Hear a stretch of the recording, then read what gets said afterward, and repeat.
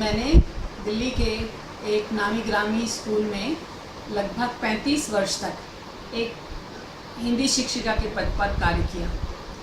इस दौरान मैंने विद्यालय में बहुत सारे पद, कभी मैं स्कूल की मैगज़ीन की संपादिका रही, कभी मैं कक्षा 6 के विद्यार्थियों की संयोजिका रही, कभी मैंने स्कूल की औषधालय जो डिस्पेंसरी थी उसकी मैं इंचार्ज थी।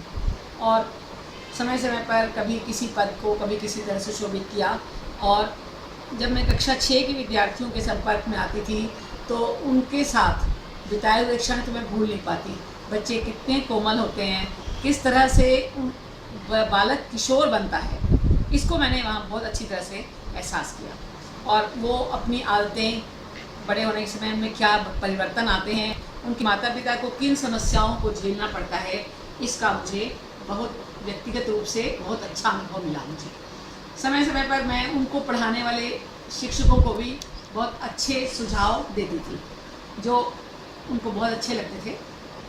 और आज भी वो वहाँ बिताए हुए क्षण, मैंने कक्षा 6 से 10 तक के विद्यार्थी वहाँ मैंने पढ़ाए हैं। आज मेरे पढ़ाए विद्यार्थी कोई डॉक्टर है, कोई इंजीनियर है, कोई प्रशासनिक सेवा में कार्यरत है, कोई व्यवसायी है। कहीं मैं चली जाती हूँ तो मुझे मेरा पढ़ाया हुआ बच्चा कोई ना कोई मिल जाता है और आ करके जब वो मुझसे मिलता है, मेरे चरण छूता है तो मेरा मन खुश हो जाता है और मैं सोचती हूँ मेरा जीवन सफल हो गया।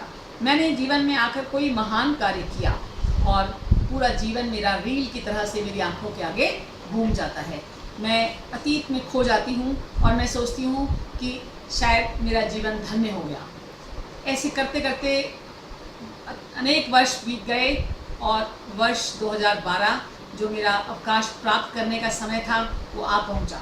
16 मई 2012 को मुझे इन्होंने अवकाश प्राप्त के होने के उपलक्ष्य में एक सम्मान में एक सभा आयोजित की और वहाँ पर सभी लोगों, मेरे घर से मेरे परिवार के लोगों को आमंत्रित किया गया।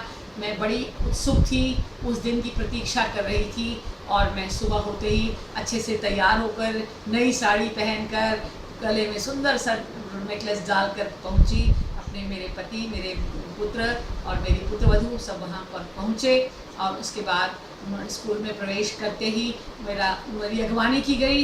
मुझे सभागार में ले जाया गया और वहाँ जाकर के उन्होंने मेरा सम्मान किया।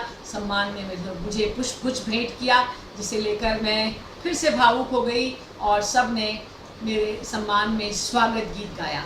इसके बाद वहाँ प्रार्थना सभा हुई। प्रार्थना में उन्होंने मेरे सुखद भविष्य की कामना की, मेरे उज्जवल भविष्य के लिए मुझे आशीर्वाद दिया। विद्यालय की प्रधानाचार्य महोदय आगे आई, उन्होंने मेरी प्रशंसा में कुछ शब्द कहे। विद्यालय की प्रबंध समिति के सदस्य भी वहाँ उपस्थित थे, निदेशक महोदय थे, वो सब लोगों ने प्रशंसा में कुछ कहे, जिन्हें सुनकर मेरा मन भावुक हो गया और मेरी आंखों से झरझर आंसू बहने लगे। मैं अतीत में खो गई। मुझे लगा कि आज फिर एक बार मुझे अपना जीवन याद करने का मौका मिला और उस भावुकता में मैं इतनी बह गई। फिर मैंने किसी तरह से अपने आप को नियंत्रित किया और मैं खुद माइक पर गई और मैंने अपने विद्यालय के लोगों के प्रति आभार व्यक्त किया, उनके प्रति, अपने प्रबंध समिति के प्रति आभार व्यक्त किया और अपने आप बीते कुछ अनुभव उनको सुनाए, जिन्हें सुनकर वो सब प्रसन्न हो गए। तालियों की गड़गड़ाहट से सभागार गूंज उठा।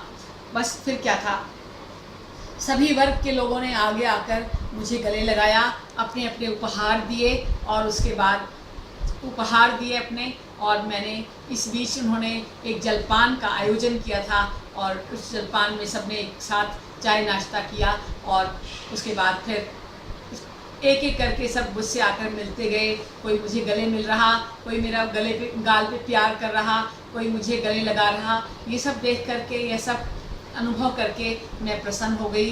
मुझे अपना जीवन फिर से एक बार सफल लगने लगा और फिर करते करते कुछ ऐसे ही कुछ क्षण बीत गए और मैं विद्यालय के प्रांगण से विदा होने लगी। मैं सबसे विदाई लेकर अपने परिवार के सदस्यों के साथ कार में जाकर बैठ गई और मन ही मन प्रसन्न होती रही।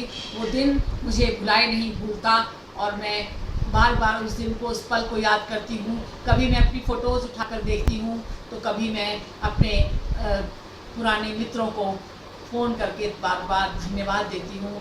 और ईश्वर, और मैं आज 61 वर्ष की हो गई हूँ। मैं एक सुखद जीवन व्यतीत कर रही हूँ। मेरे मन में मैं सकारात्मक सोच के कारण मैं बहुत खुश हूँ। मैं अवकाश प्राप्त करके निराश नहीं हूँ। मेरे मन में वही उत्साह है, वही जोश है, और मैं उसी तरह से सक्रिय हूँ जैसे मैं अपने जीवन में सक्रिय थी।